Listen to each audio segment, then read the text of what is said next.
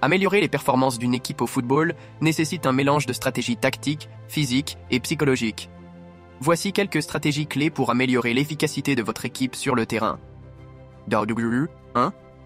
Stratégie tactique. Flexibilité de formation. Adaptez les formations, par exemple 4-3-3, 4-4-2, 3-5-2, en fonction des adversaires et des conditions de match. Pressing élevé. Pressez les adversaires de manière agressive dans leur moitié de terrain pour forcer les erreurs et reprendre possession du ballon. Jeu de contre-attaque. Utilisez des transitions rapides de la défense à l'attaque pour exploiter les écarts. Jeu basé sur la possession. Mettez l'accent sur les passes courtes et le mouvement pour contrôler le rythme du jeu. Compacité défensive. Maintenez une forme défensive serrée pour limiter les opportunités de marquer de l'adversaire. Arrières latéraux superposés. Encouragez les arrières latéraux à soutenir les attaques tout en maintenant une discipline défensive.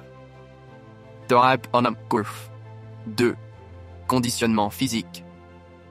Entraînement d'endurance. Améliorez votre endurance pour maintenir l'intensité pendant plus de 90 minutes. Exercice de vitesse et d'agilité. Améliorez les virages rapides, l'accélération et la réactivité.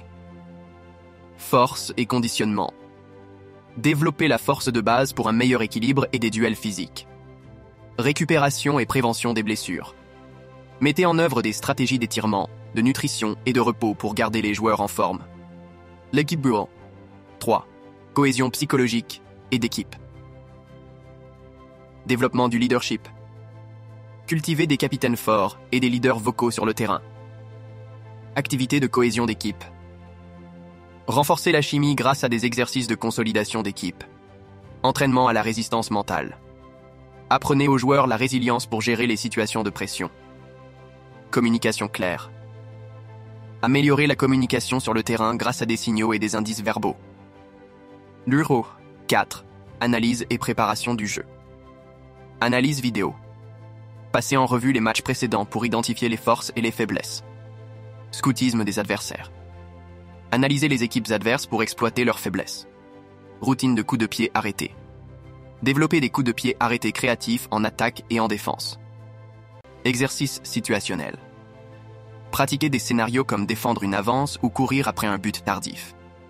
Non-Kragespa. 5. Entraînement et développement des joueurs. Plan d'entraînement personnalisé.